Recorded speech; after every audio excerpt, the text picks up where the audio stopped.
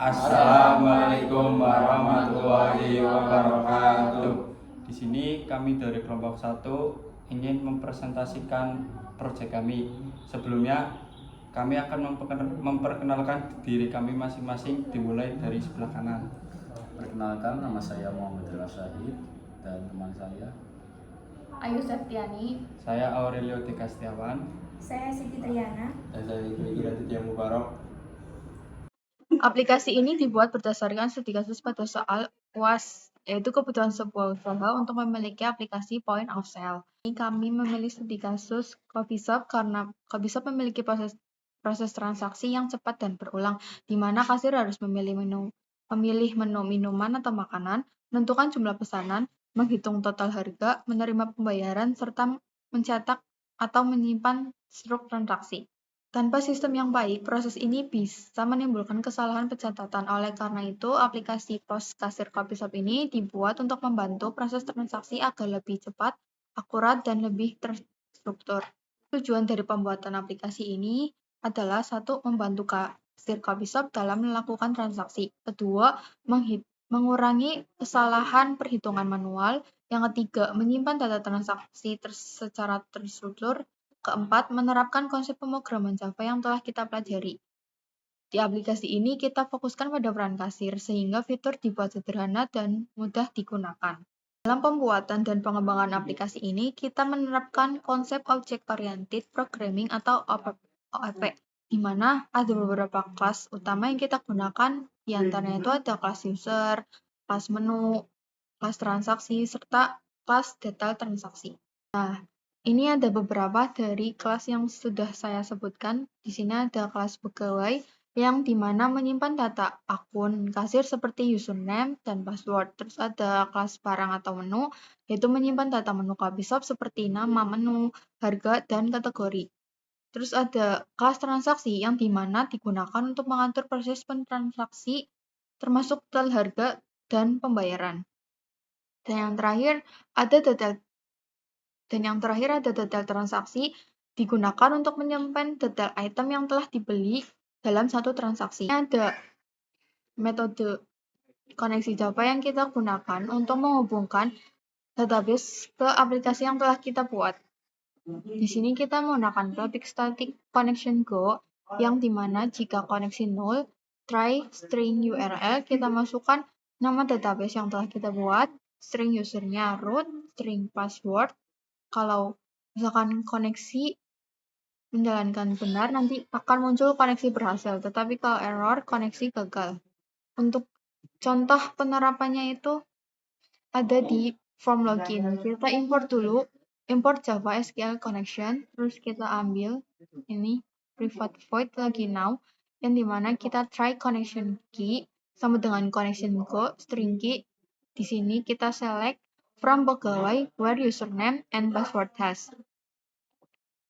Di sini kita ngambil ID pegawai, nama pegawai, username, serta jabatan.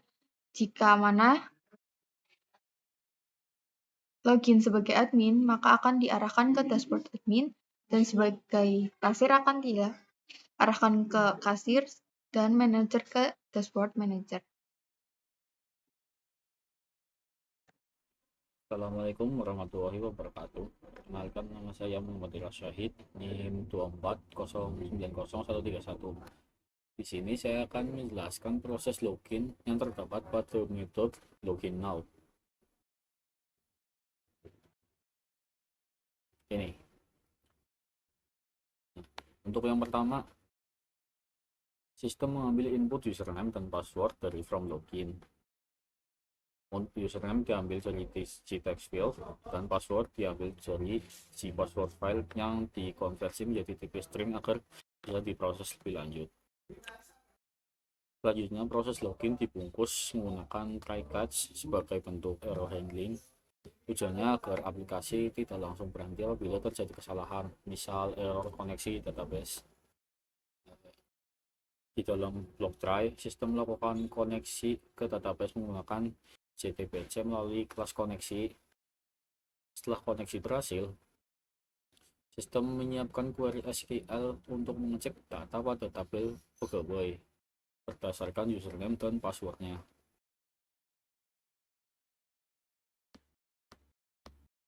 Query di sini dijalankan menggunakan prepared statement ya.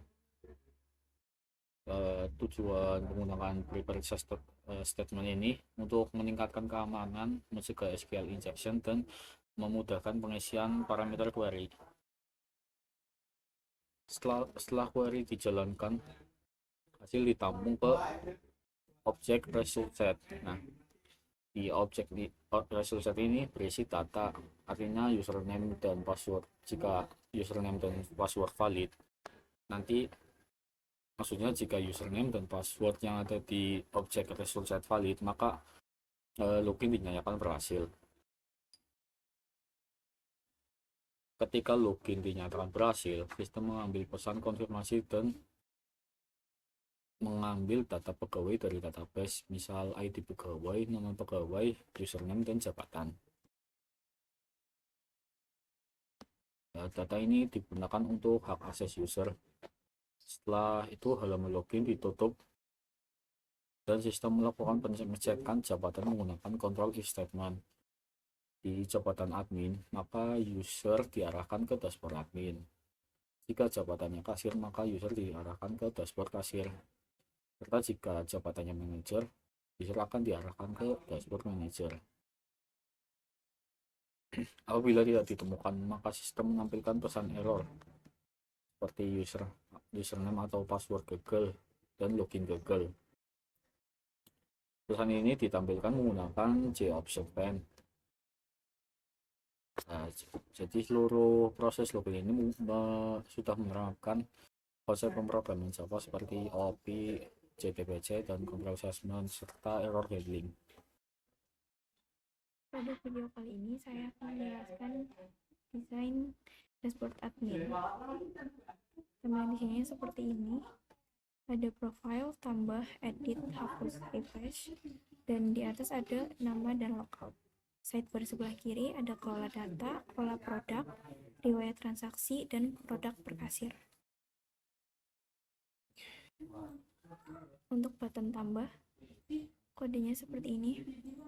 Tambah produk dialog sama dengan new tambah produk. Ini untuk membuat dashboard tambah produk. Lalu dialog set visible menampilkan dashboard tambah produk. Selanjutnya ada kelola data. Untuk membuat dialog kelola data menggunakan kode ini. Lalu selanjutnya untuk menampilkan dialog data pegawai menggunakan dialog set visible. Lalu ada dispose untuk menutup halaman admin. Selanjutnya yaitu kelola produk.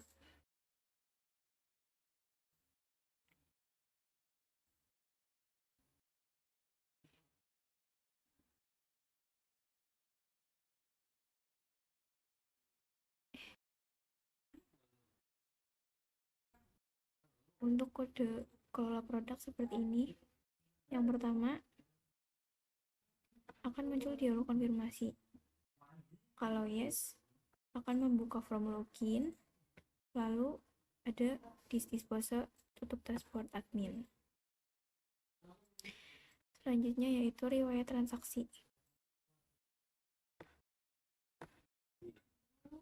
Untuk membuat dialog penjualan produk menggunakan kode ini, lalu selanjutnya untuk menampilkannya menggunakan set visible. Lalu yang terakhir ada produk per kasir. Ini untuk membuat dialog produk per kasir.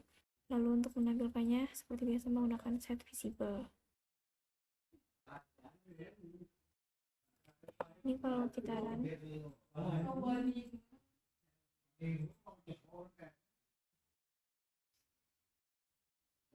Kita akan menambah produk kode barang.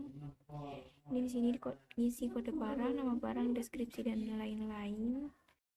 Terus ada kelola data. Nah, tampilannya akan seperti ini. Terus ada kelola produk. Ini daftar produknya. Ada riwayat transaksi. terus ada produk per kasir. Ini karena belum ada riwayat penjualan produk per kasir, jadi sini belum ada daftar datanya.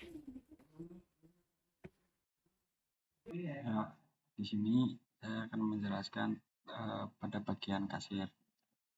Yang pertama, di sini saya membuat desain berupa desain untuk tampilan kasir ketika login. Di sini ada user kasir, lalu ada tombol logout. Nah, di sebelah kiri ada sidebar, ada tombol pembelian, laporan, riwayat transaksi, produk per kasir. Lalu di bagian sini terdapat area kosong yang nanti digunakan untuk menampilkan tabel. Nah, langsung saja, ini untuk kodenya seperti ini.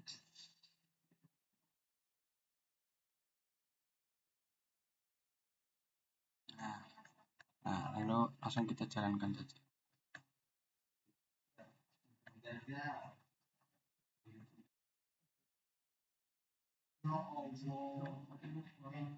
Nah, sini ada pertama, di sini kasir diminta untuk melakukan login.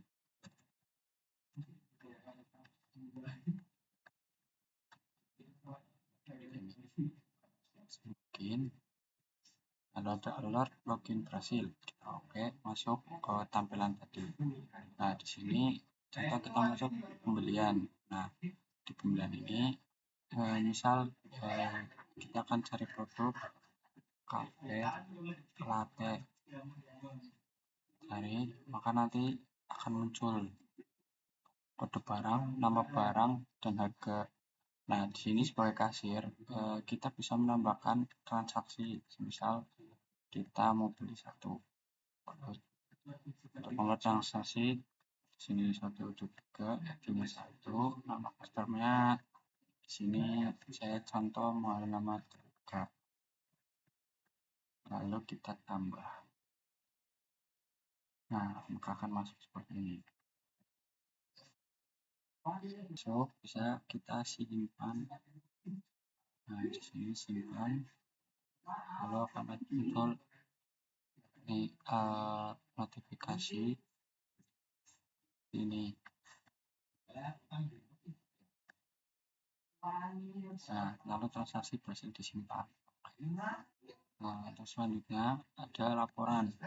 Laporan di sini menampilkan riwayat keuangan, laporan keuangan harian, mencakup transaksi. Di sini ada ID transaksi, jam yang transaksi dilakukan, lalu grand total, dan metode pembayaran.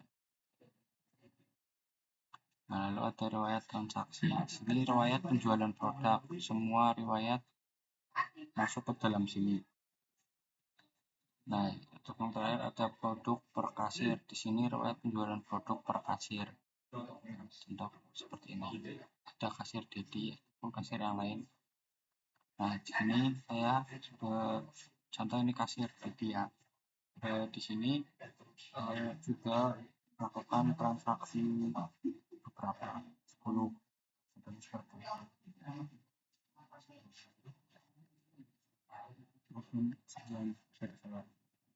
Di sini saya membuat dashboard manager.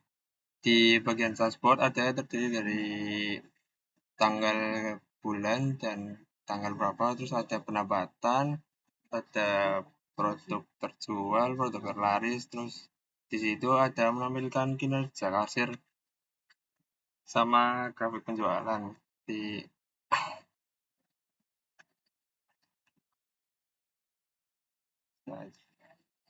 Ini bagian source code di bawah.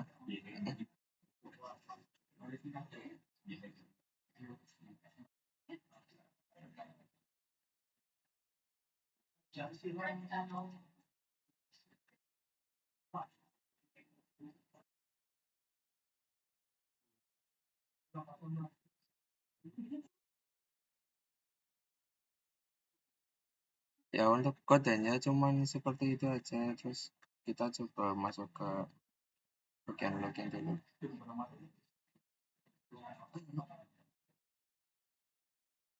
Ini saya masukkan username sama password.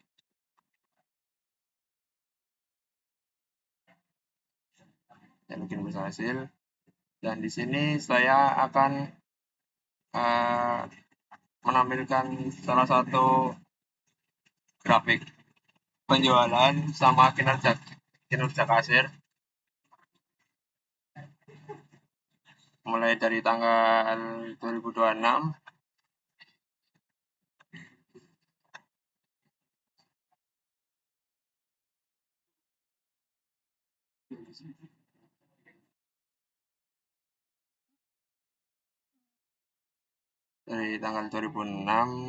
bulan 1 terus 2021 ke tanggal 2006 bulan pertama sampai tanggal 24. Lalu di sini saya akan menampilkan hasilnya.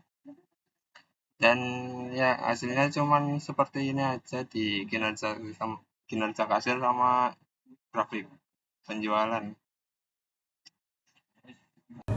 Sekian presentasi dari kami. Apabila ada kesalahan maupun terkata yang salah, kami mohon maaf. Wassalamualaikum warahmatullahi wabarakatuh.